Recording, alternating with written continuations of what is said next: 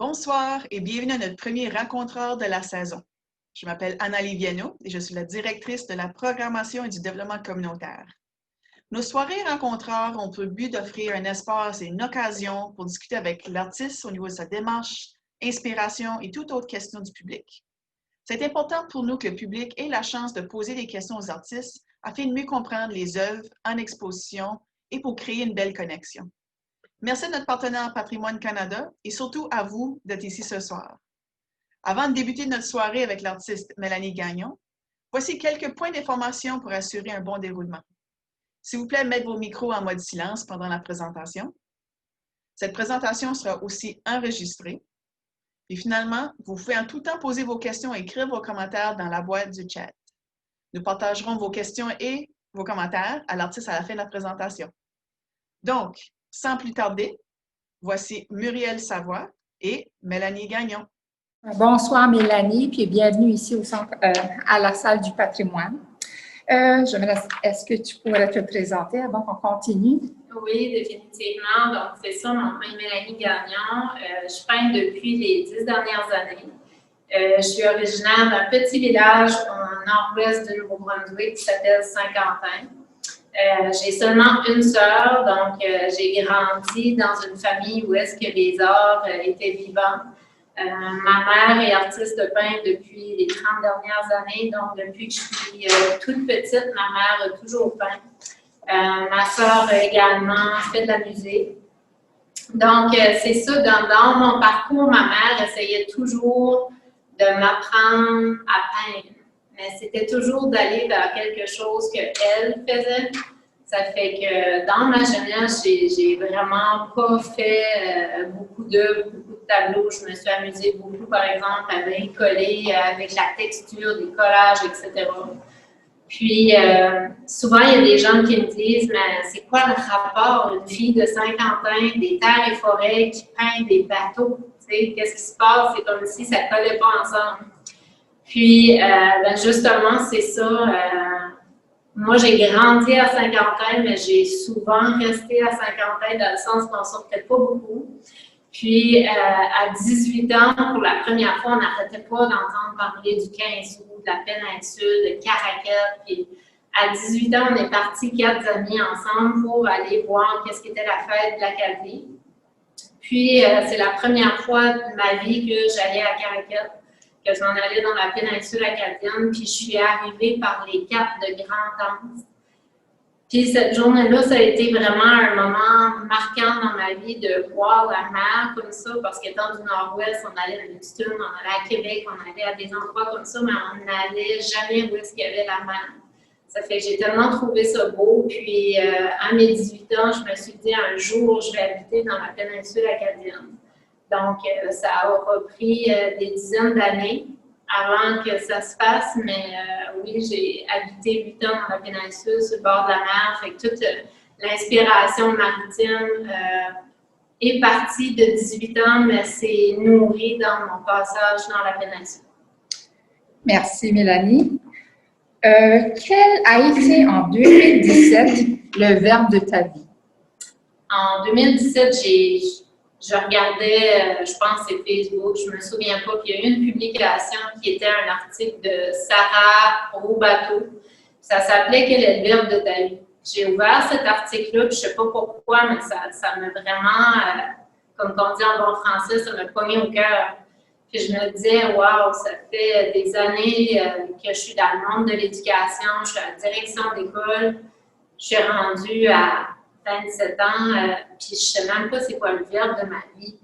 Puis quand je regardais mes journées, qu'est-ce que je faisais? C'était le verbe faire des tâches administratives, éteindre des feux à longueur de journée, exécuter, faire des suivis. Puis je me disais, tous ces verbes-là, juste à les prononcer, ça ne me fait pas vibrer, ça ne m'amène pas d'énergie, c'est comme des verbes, c'est un calme pur. Puis là, je me disais, OK, bien, je ne veux pas que ce soit ma tête qui décide qu'est-ce que c'est mon verbe. Je veux vraiment sentir que je l'ai trouvé et que ça me fait vibrer. Fait que là, je pensais, tu sais, la tête pensait, le verbe aimer, non. Le verbe accompagner, non. Le verbe chante. Puis tout ça, ça me disait rien jusqu'à temps que je me suis dit, c'est où le moment que je me sens le mieux? C'est qu'est-ce que je recherche dans ma vie tous les jours? Puis quand je regarde, quand j'ai commencé à peindre en 2011, c'était l'année précise où est-ce que j'ai commencé à être à la direction adjointe des écoles à temps plein. Puis c'était un équilibre pour moi de peindre. Puis mon verbe, quand je l'ai trouvé, je savais que c'était ça, ça aurait dû être clair. Mais le verbe de ma vie, c'était vraiment créer. Mais de faire cette prise de conscience-là, ça a complètement tout changé parce que tout ce que je regardais autour de moi, la seule chose qui était en lien avec le verbe créer, c'était de peindre. Ça fait que là, ça a tout été un début, une remise en question. Mon travail, est-ce que je voulais continuer de faire un travail justement qui m'éteignait au lieu de m'allumer? C'était d'oser prendre des risques. C'est sûr, quand on passe d'un salaire de directrice d'école à un salaire d'artiste, c'est des grands risques parce que, on garde le matériel, on n'ose pas prendre de risques, etc. Ça fait que ça a vraiment été une année décisive où est-ce que, malgré tous les conseils, tout ce que j'essayais, la luminothérapie, me faire masser à tous les mois, j'étais allée voir un hypnologue pour essayer de me calmer. Puis lui, il disait, Mélanie, t'es drôle parce que tu essaies de tout planifier, de tout contrôler, tu essaies de planifier le changement. Il a dit, le vrai changement, ça m'a marqué, il m'a dit, le vrai changement, c'est l'éclair qui frappe l'arbre et que l'arbre se fait en deux. Ça, c'est un changement. Et le lendemain, j'ai décidé de prendre une année sans solde de mon travail. Donc, c'était pas du tout planifié, que ce soit n'importe quelle planification qu'on parle. J'ai pris un an sans solde de mon travail pour ne faire que peindre et voyager. J'ai mis ma maison à vendre. Ça fait, à la fin de cette expérience-là, j'ai trouvé le courage de remettre ma démission, de vendre ma voiture, de vendre tout ce que j'avais. Et tout ce qui me restait, c'était des œuvres d'art, c'était mon temps. J'ai compris la richesse du temps. Oui, je faisais moins de sous, oui, j'avais moins d'argent, mais j'avais une liberté que peu de gens vont comprendre. Puis je possédais mon temps. Ça fait que je pouvais créer, si je voulais créer toute la nuit puis dormir le matin, je pouvais le faire. Si je voulais me lever tranquillement le matin, boire mon café, créer, je pouvais le faire. Ça a l'air simple, mais juste cet article-là, puis de s'arrêter, puis de vraiment trouver qu'est-ce qui nous fait vibrer, ça va vraiment définir le restant de ma vie. Puis je suis très reconnaissante à ce jour, parce que sinon, je ne sais pas si j'aurais trouvé le courage de faire tous ces gros changements. Ça a été un élément très marquant. Oui, ça me fait moi-même découvrir l'impact d'un verbe, hein? Est-ce que tu peux nous dire pourquoi tu as choisi des fonds noirs? Oui, au début, ma collection sur des fonds noirs, c'est un peu arrivé par accident, mais on sait qu'il n'y a pas de hasard. Donc, il y avait un ami qui m'avait commandé un grand tableau, puis il disait, moi, Mélanie, je ne veux pas avoir un fond bleu. Ça fait que j'avais commencé à regarder, puis là, mon conjoint me disait, quand tu regardes le fond d'une rivière dans la péninsule, le fond n'est pas bleu, c'est comme base, comme foncé. Puis je me suis mis à travailler avec le noir. Habituellement, je ne l'utilisais pas du tout. Puis là, je me suis rendu compte à quel point, même si je mettais du bleu et du noir, du vert et du noir, le noir, la pigmentation était tellement forte que ça absorbait, puis mes tableaux finissaient avec un fond noir. Ça fait que je suis partie de là, de l'idée, puis ensuite de ça, j'étais allée au quai de Caracal, puis je regardais tout le reflet des bateaux du quai. Le soir, quand les lumières étaient éclairées sur les bateaux, puis je me suis dit, oh, wow, une collection de reflets sur un fond noir. Mais avec le recul, maintenant, je sais qu'il n'y a tellement pas d'hasard, puis ce que je peignais, c'était juste un reflet de ce que je vivais. Puis pour moi, c'était une période qui était plus difficile. J'avais fait 2 énormes épuisements. J'étais une grande travaillante. J'adorais mon travail. Mais c'est ça, j'avais fait 2 gros épuisements. Puis c'était une période plus sombre parce que c'était une période où est-ce que je devrais trouver la force et l'énergie de prendre des décisions que je n'avais pas nécessairement. Ça fait que quand j'observe tout ça, il n'y a pas eu d'hasard. Puis en même temps, je me dis, c'est tellement beau parce que toute ma collection sur fond noir, qu'est-ce qui est mis en évidence, c'est les bateaux, c'est leur lumière. Ça fait que peu importe qu'est-ce qui nous arrive, on garde toujours notre lumière, on porte tout le temps notre lumière. C'est de voir le reflet, c'est justement notre lumière qui se projette sur les autres. Ça fait que c'est ça, il n'y a pas d'hasard, c'est tellement un beau tout. Puis c'est vraiment, c'est mon histoire de vie. Tu nous as parlé du reflet, qui explique un peu pourquoi, là. Mais est-ce que tu peux nous en parler davantage? Oui, la collection, c'est vraiment, je me suis rendu compte que tout ce que nous sommes, tout ce qu'on fait, tout ce qu'on crée, c'est vraiment à partir de qui nous sommes. Ça fait que si on craint quelque chose, qu'on a des peurs, on est en train de créer. Si on croit dans quelque chose, on est en train de créer. Puis tout ça, là, ça a tellement juste fait que peu importe où est-ce que je vais, il a fallu que je me rende au bout du monde en 2018. On dirait que oui, je trouvais que mes œuvres avaient du potentiel, je trouvais ça beau, mais c'était toujours, ça semblait toujours mieux ailleurs. Tandis que là, on s'est promené, on est allé à Venise, on est allé à Cannes, on est allé partout. Puis lorsque je voyais les œuvres des gens, je me disais, wow, c'est beau ce qu'ils font. Et le premier réflexe que j'avais, c'était vraiment de me dire, ben, mes œuvres sont tout aussi belles. Ça fait, vois-tu, l'état d'esprit d'être capable de voir la beauté dans les œuvres des autres, c'est aussi un reflet que moi, ça me permet d'apprécier mon travail. Ça fait que tout ce qu'on est, là, c'est notre attitude dans la vie, ça se reflète partout. Ça fait que je me disais, quel beau clin d'œil à faire à tout ça, parce que toutes les œuvres qu'il y a ici me parlent, puis c'est vraiment le reflet d'une tranche de vie spécifique que j'ai vécue. Ça fait que lorsqu'on quitte justement la collection sur des fonds noirs, puis tu sais, je l'ai vraiment fait le reflet, on va voir que je me dirige dans les couleurs. Parce qu'un coup que je me suis décidée à lâcher prise et à amorcer les changements, j'ai réalisé que tout ce qui est noir dans notre vie n'existe pas. C'est juste quelque chose qu'on n'a pas compris, qu'on n'a pas expérimenté et qu'on a peur. Souvent, le noir, on va le référer à quelque chose qu'on a peur. Tu sais, il fait noir, on a peur, on ouvre un garde-robe, il fait noir, on conduit le soir à noirceur, on a peur. Souvent, le noir est associé à ça, mais c'est ça que j'ai compris dans ma vie. Un coup qu'on comprend, qu'on passe par-dessus nos peurs et qu'on expérimente, tout ce qu'on voyait comme noir ne l'est plus. Parce que c'est comme on l'a vu, on l'a compris, on l'a expérimenté, puis on est allé au-delà de nos peurs. Ça fait que c'est vraiment ça. Merci, Mélanie. On va passer à une autre collection ou à une autre série.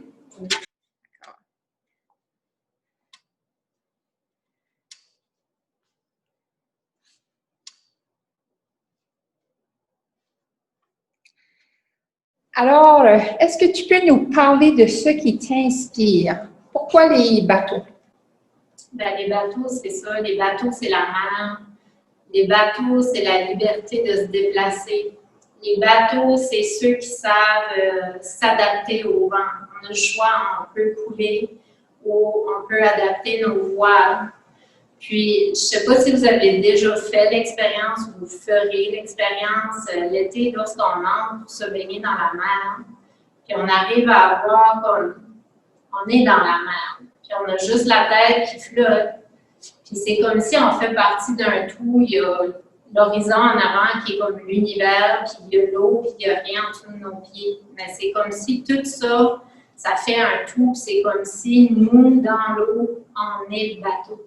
Ça fait que pour moi, l'image des bateaux, c'est l'être humain dans sa quête, c'est l'être humain dans son voyage, puis c'est la résilience de l'être humain d'être capable de s'adapter à toutes sortes de vents, à toutes sortes de météo, puis sans jamais trop savoir, il quitte le port, l'eau peut être calme comme une huile, puis la tempête se lève, ça fait que c'est oser prendre ces risques-là.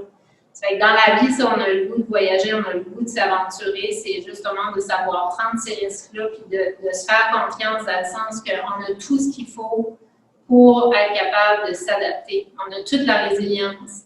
Ça fait que c'est vraiment juste de faire confiance en ce qui nous habite. C'est vraiment le clin d'œil des bateaux. Je pense que c'est pour ça que les bateaux m'interpellent autant. Peu importe où est-ce que je vais en vacances, s'il y a un port, je suis au port, je prends des photos de bateaux. Il y a vraiment quelque chose qui m'attire, qui me parle. Il y a comme une connexion avec la mer, avec l'eau. Ouais.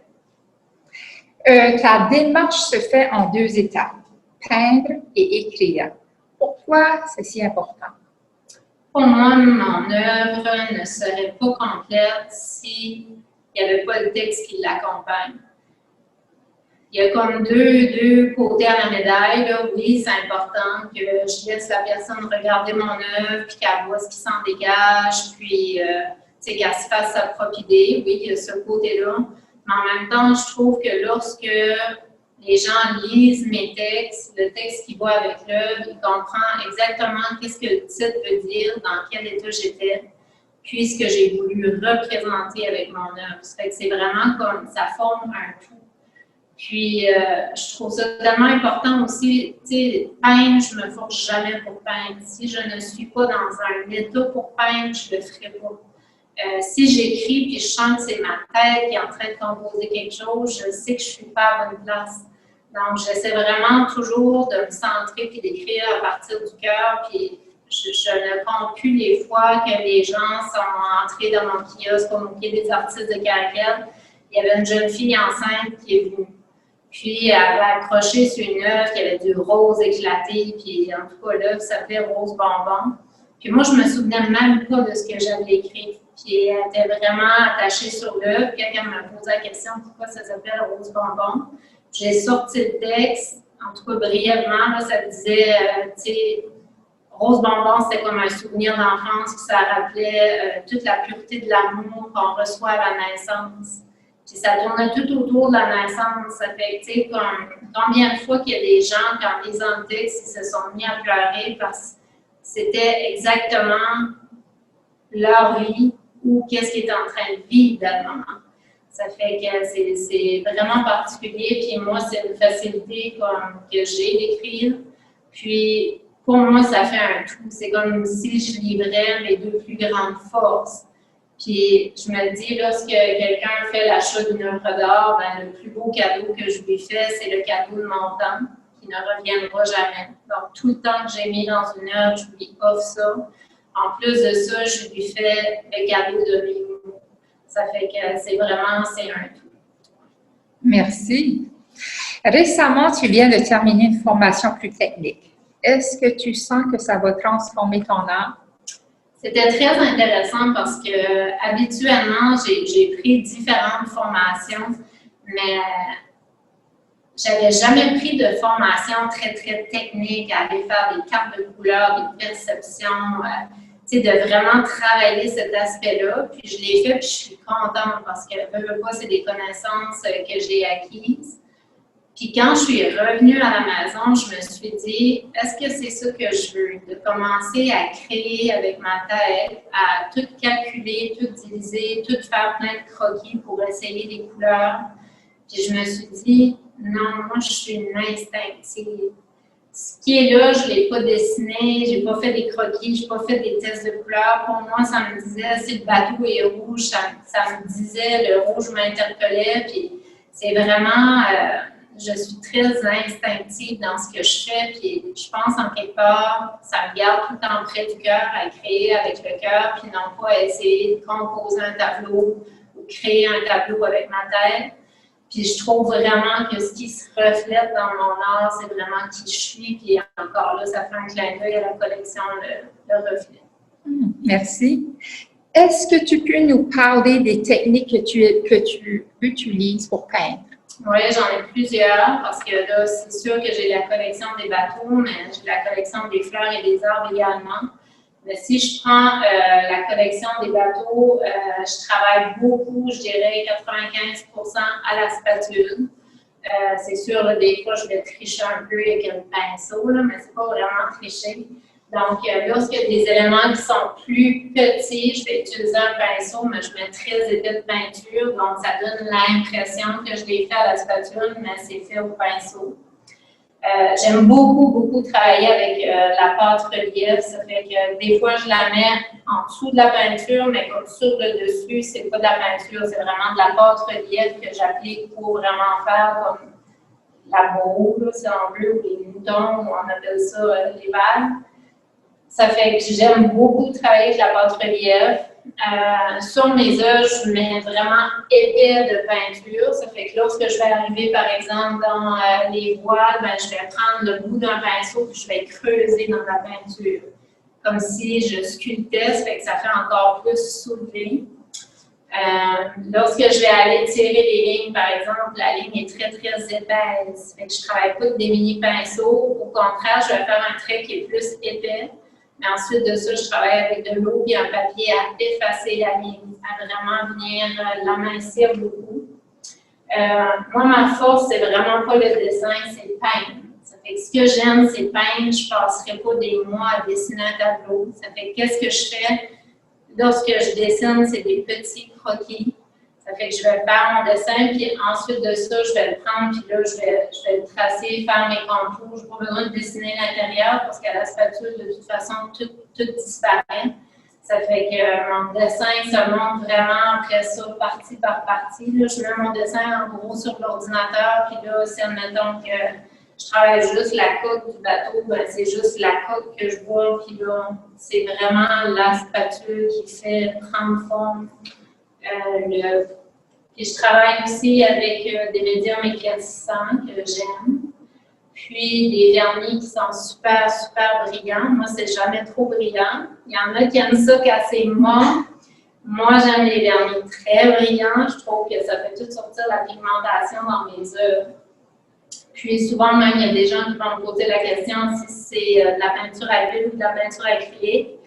Mais le secret est vraiment dans le vernis qu'on va utiliser. Ça fait que ça, pour la collection des bateaux, là, ça représente vraiment mes techniques. Je vois aussi là-bas que j'utilise la peinture liquide, fait qu'on vient faire des cordages, ou il y en a qui utilisent du cerne-relief, mais moi, je préfère la peinture liquide, ça fait que ça me donne une meilleure maîtrise de vraiment de la forme que je vais exécuter. Merci. On va passer à la prochaine.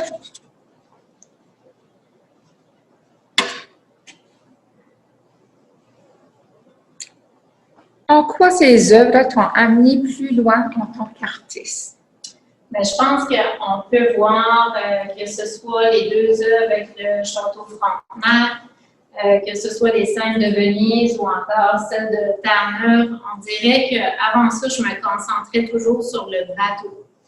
Puis, lorsque, justement, j'ai pris un an sans sol, on a loué un condo dans le Vieux-Québec, donc on habitait sur la rue Mont-Carmel, puis j'avais le Château Frontenac, je faisais la vaisselle, c'était le Château Frontenac, je prenais mon bain, c'était le Château Frontenac, puis je suis en galerie aussi à la Galerie d'art Urbania à Québec, donc c'était comme impossible pour moi d'aller habiter 4 mois à Québec et ne pas peindre l'icône, le cœur du Vieux-Québec qui était le Château Frontenac.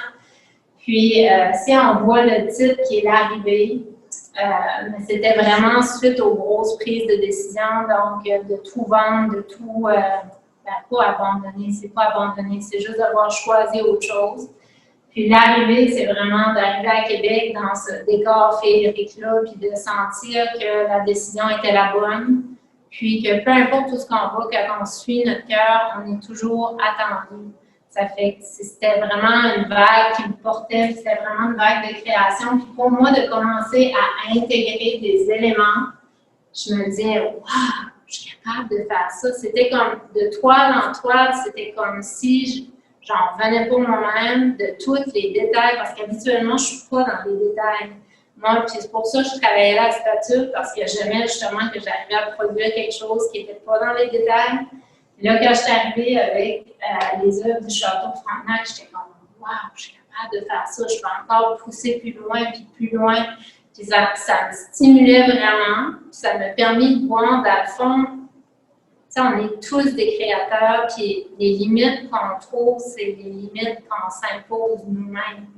Ça fait que c'est d'essayer toutes sortes de choses. Puis au pire, c'est quoi? C'est un tableau qui est à reprendre. Puis c'était ça, c'était vraiment de construire, puis de voir, puis vraiment la composition des tableaux. Puis je trouvais ça vraiment particulier. Puis pour moi, c'est des œuvres qui ont été très, très marquantes dans les tranches de ma vie. Ça fait que ces œuvres-là avaient vraiment une importance particulière. Merci. OK. Maintenant, pour terminer la présentation, on va se rendre un peu plus près de l'œuvre.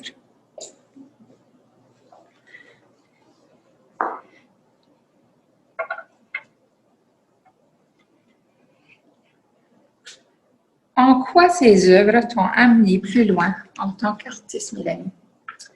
C'est vraiment, ceci, c'est une barque au port de Cannes. Le voyage, là, je dirais jamais à quel point la richesse, c'est de voyager. Peu importe que les gens aient des petites maisons, pas beaucoup de matériel, c'est pas ça qui est important. C'est vraiment la richesse de voyager. Premièrement, on fait face à sa propre culture, à ses propres croyances. C'est comme si ça ramène le monde dans la réalité. Tu sais, tu penses que le Vatican, c'est comme énorme. Puis quand tu arrives, oui, c'est très beau. Mais on dirait que nos perceptions, ça revient à la réalité. Tu sais, on a fait un voyage à Bali. Pour moi, des éléphants, c'était comme... Puis d'être là à côté des éléphants, oui, c'est très gros, mais c'est accessible. C'est ça le mot « je cherche ». C'est comme s'il y a plein de choses qui sont inaccessibles, mais au contraire, c'est accessible à tout le monde. Puis la richesse de voyager, puis d'avoir fait ces voyages-là, comme lorsqu'on est arrivé à Venise, j'ai jamais vu une aussi belle ville. Puis je sais que ça a influencé mon art parce que je voyais, puis c'est sûr, les artistes, on ne voit pas de la même façon, je pense, définitivement. Donc, je voyais toutes les couleurs qui avaient bien vieilli, je voyais toutes les nuances, je voyais tous les agencements ton sur ton. C'est comme si la ville de Venise, c'est parfait.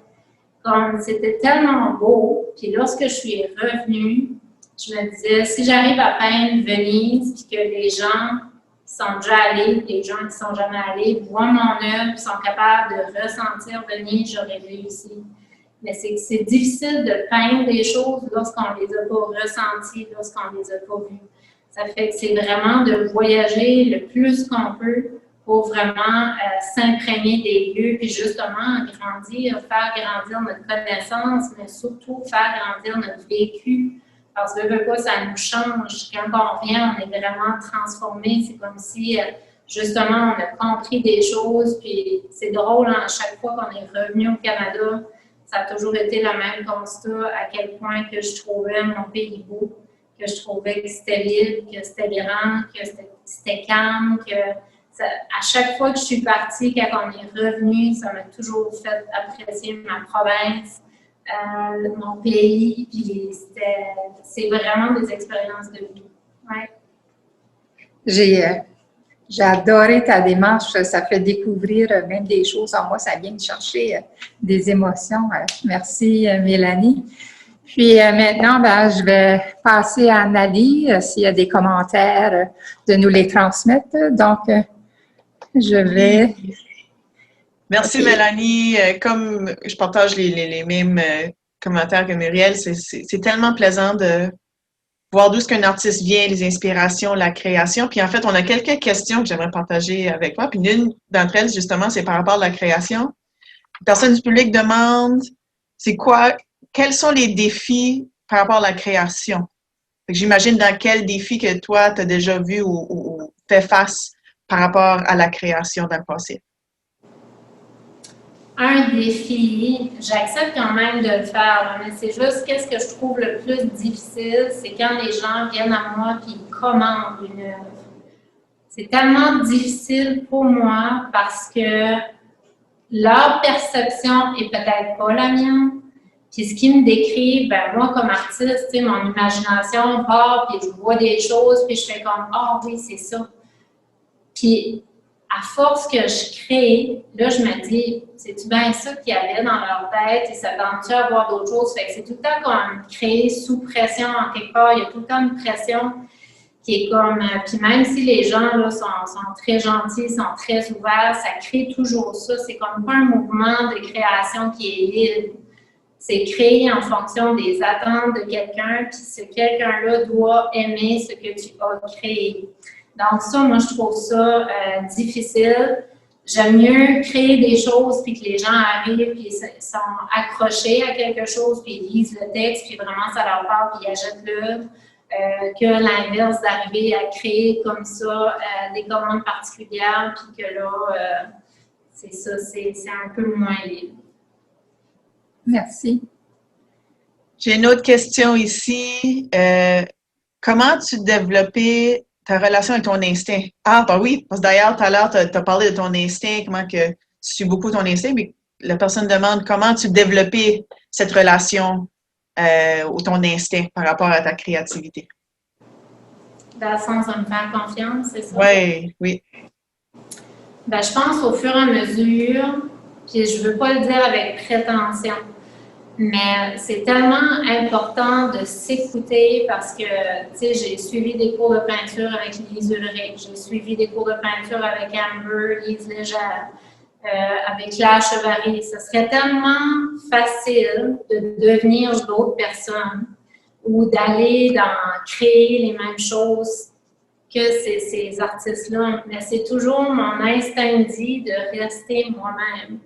Puis, c'est ça que je dis, je le dis pas avec prétention, mais moi, quand je termine une œuvre, là, je l'aime tellement, je la trouve tellement belle, puis ça me parle. Puis il y a peut-être 6 œuvres dans 10 ans que j'ai fini, puis je les aimais pas. J'avais mis comme 50 heures, puis c'était pas beau, je l'aimais pas. Ces œuvres-là, au jour d'aujourd'hui, c'est les seules œuvres que je n'ai pas encore vendues. Puis vois-tu la collection Le Reflet, là, je suis persuadée que quand les gens regardent mon œuvre, ils sentent mon insatisfaction que j'ai créée dans étant pas fière de moi-même, étant pas fière du produit, que c'est pas vraiment ça que je voulais. Ça fait, c'est sûr que ça, de suivre son instinct, puis son cœur, puis justement, comme c'est d'essayer des choses. Puis là, je vous partage ça, mais 2 jours passés, j'étais en train de travailler la collection des arbres. Puis, je dirais, c'est presque une méditation là, de peindre. Je suis très, très à l'écoute de tout ce qui se passe, de tout ce que je chante. Puis, ce qui est venu très clair, puis je ne sais même pas encore comment ça va se définir, mais c'est venu, puis la question était, est-ce obligé de toujours être parfait? Là, je me suis dit, oh, qu'est-ce que ça veut dire? Parce que moi, pour moi, c'est tellement important que si je vois une fleur, je fais la fleur. Si je vois un bateau, je fais le bateau.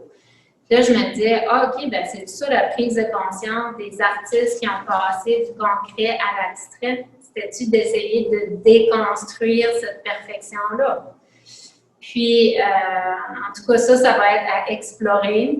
Puis, l'autre chose aussi que j'ai compris au niveau de mon instinct, c'est sûr que j'ai des œuvres à la maison, mais dans ma maison, c'est pas de mes œuvres, c'est des œuvres que j'ai achetées. Puis, j'ai compris aussi qu'on fusionne, puis on aime l'essence de l'artiste. Puis, avant ça, moi, je disais, oh, l'art abstrait, non, ça me dit rien, puis ça me parlait pas, jusqu'à temps que j'arrive devant une très grande œuvre de Muriel Casey. Puis, je me serais mis à pleurer, comme j'étais pleine de frissons, puis je me disais, c'est une œuvre abstraite, comme je comprends pas ce qui est en train de se passer. Mais tu sais, dans l'ouverture, puis vraiment de voir que, c'est son énergie à elle, c'est sa créativité à elle. Puis je suis repartie que là, je l'ai acheté. Cette journée-là, j'ai compris les artistes qui allaient dans l'abstrait, qui avaient autant une expression de qui ils étaient que s'il y avait peint un chien ou un bateau ou des fleurs. Ça fait que c'est d'apprendre à aller au-delà de ce que l'œil voit. C'est même plus dans ce qui est dans l'œuvre dessinée, c'est toute l'essence de l'œuvre, c'est l'artiste, c'est ce que l'œuvre dégage. Puis je suis persuadée que c'est ça, inconsciemment, que les gens voient lorsqu'ils approchent une œuvre, c'est ça qu'ils sentent, mais ils ne sont juste pas conscients. Ça fait que, puis de fil en aiguille, je pense que, tu sais, que les gens apprécient mes œuvres, que les gens les achètent, que les gens les collectionnent, ben, veux pas, ça renforce cet instinct-là de savoir que je fais la bonne chose. Puis quand tu crées à partir du cœur, je me dis, on ne peut jamais être dans le mauvais chemin parce qu'on crée par amour. Tu sais, c'est ce que j'aime faire, c'est ce qui me nourrit. C'est mon verbe créer.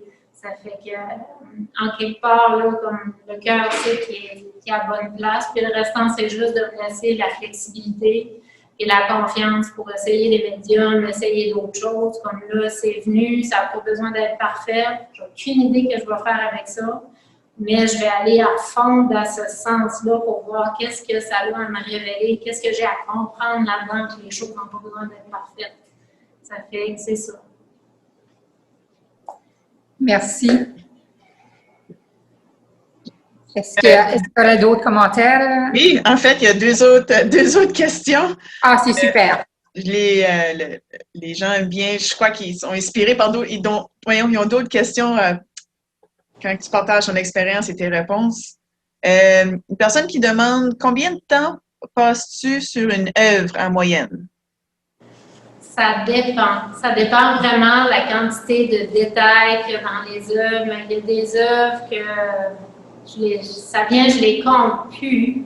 Puis, comment je dirais, comme là, présentement, l'année dernière, à peu près au même temps, j'étais dans les îles grecques, j'étais en Crète.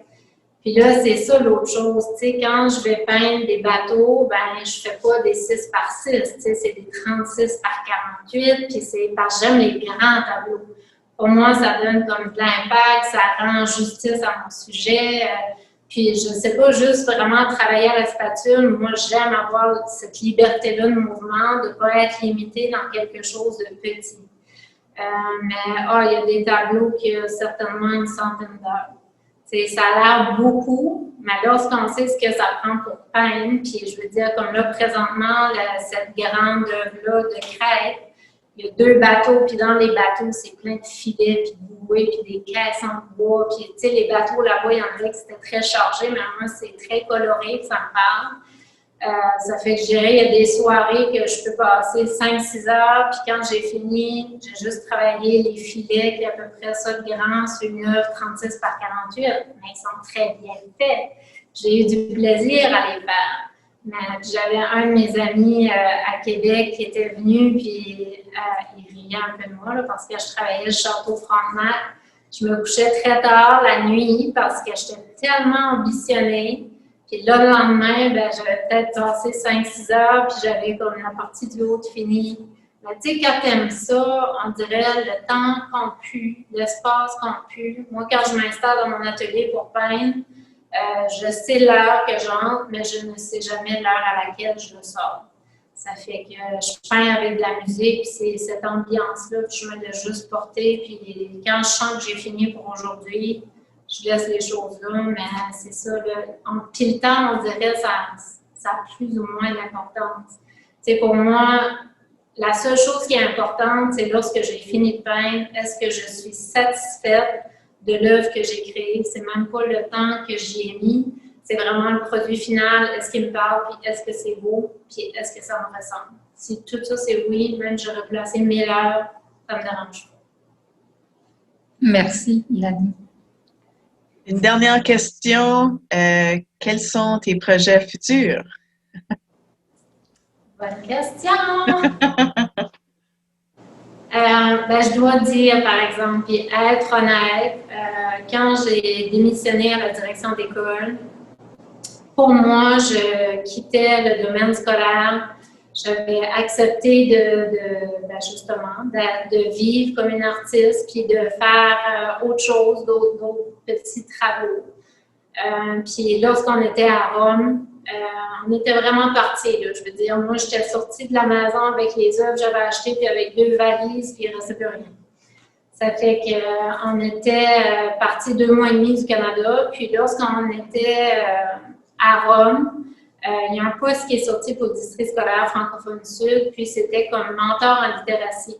Puis lorsque j'ai lu tous les critères, j'ai dit à mon conjoint, hey, ça c'est ma job de rêve. Là, il disait, ben Nanny, veux-tu faire ça? Je dis oui, mais j'ai dit, il faudrait déménager à Fredericton. Ben, il disait, si tu veux faire ça, on va déménager à Fredericton, on n'a plus rien, de toute façon, on a tout vendu, chalet, roulotte, maison, voiture, tout. Ça fait que je me souviens encore d'avoir, en bon français, patenté quelque chose dans la chambre d'hôtel. Puis j'ai appliqué au district scolaire francophone sud, puis ils m'ont passé en entrevue en vidéoconférence à Rome. Puis le soir, la directrice des ressources humaines m'appelait pour me dire que j'avais l'emploi. Puis depuis ce temps-là, je l'ai encore dit cette semaine, moi dans ma tête, c'était de peindre, je n'allais faire que ça parce que pour moi, il y avait juste ça qui était important, qui me permettait de créer. Puis cette semaine, je disais, je suis tellement contente de ne pas avoir quitté le système scolaire parce que j'ai enfin trouvé un emploi que présentement, je crée. Je suis en pédagogie. Je ne suis pas en train de régler des problèmes. Je ne suis pas en train de trouver des solutions. Je crée des solutions. Je crée du matériel. Ça fait qu'on dirait présentement, j'ai l'extrême privilège de travailler dans toute la sphère positive du système scolaire. Mais quand je regarde qu'est-ce que je fais comme œuvre, le temps que je passe à peindre, tout de suite, c'est comme si j'ai 2 travails temps plein. Tu sais. Là, c'est ma 3e année que je suis en galerie à Québec avec la Galerie d'art Urbania.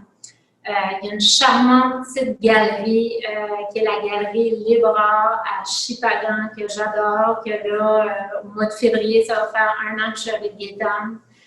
Qui fait un travail exceptionnel dans la promotion des arts. C'est sûr, si un jour mes œuvres se retrouvent à Dubaï et partout sur la planète, si on me demande de choisir, je ne ferai que peindre parce que ça m'alimente tellement, puis j'aime tellement ça, puis c'est vraiment une passion. Puis, ça aussi, je ne le dis pas avec aucune prétention, mais je pense qu'avec la quantité d'œuvres que je produis, puis la quantité d'œuvres qui s'écoulent, je vois vraiment qu'il y a un potentiel là. Mais c'est juste que pour l'instant, les 2 me nourrissent encore autant. Ça fait que la suite des choses, je reste ouverte. Je reste ouverte, puis comment je dirais, mes parents ont hâte que le changement m'appelle moins peut-être, parce que je suis très ouverte au changement, très flexible, je suis capable de m'adapter. Ça fait que c'est ça. Si la vie veut m'amener ailleurs, ailleurs ce sera. Ça fait que, ouais, je reste ouverte. Merci, Mélanie. C'est une présentation tellement inspirante. Ouais. Toute ta démarche, vraiment, ça... Puis juste pour terminer, peut-être, sur cette petite barque-là, donc, lors de nos voyages, on est débarqué en Côte d'Azur. Donc, cette œuvre-là s'appelle Bleu Azur. Puis, on est arrivé d'un port de mer qui avait des bateaux, c'était des bateaux de millions, là, des voiliers en bois, c'était tellement beau. Puis, il y avait toute une rangée de personnes. Puis là, j'ai dit à mon conjoint, « Oh, il y a de quoi qui se passe là? Viens, il va y avoir un spectacle ou il doit y avoir quelque chose à manger ou je ne savais pas. » Puis, lorsqu'on a viré le coin sur le trottoir, qu'est-ce qu'il y avait là? Il y avait une chaloupe dans le port de Cannes. Puis c'était l'unique petit bateau, presque en état de décomposition. Puis les gens n'étaient même pas arrêtés à photographier des bateaux d'1 million. Les gens qui étaient là en ligne attendaient pour prendre la photo de la chaloupe. Puis moi, je peignais déjà les chaloupes, puis ça m'a tellement parlé parce que je me suis dit, peu importe où je serai dans le monde, avec les plus riches ou les plus grands ou les plus talentueux, c'est jamais de perdre notre essence et reconnaître notre valeur. La petite chaloupe avait autant de valeur dans les yeux des autres que les gros bateaux de je ne sais pas combien de millions. Mais tu sais, tant que la chaloupe, elle ne se sent pas comme une chaloupe dans un port, mais qu'elle reconnaît sa valeur, je pense que c'est ça l'expérience humaine. Ouais. Merci. Annalie, je vais te laisser le dernier mot. Merci Mélanie pour ce partage. Merci aux gens du public aussi pour vos questions. J'ai des bons commentaires ici. Wow, inspirant, ça me touche. Écoute, tu fais vibrer des cordes ce soir. Je te remercie encore pour ton temps et pour nous partager cette expérience. Puis, je vous souhaite tous une très belle soirée. Merci beaucoup. Merci.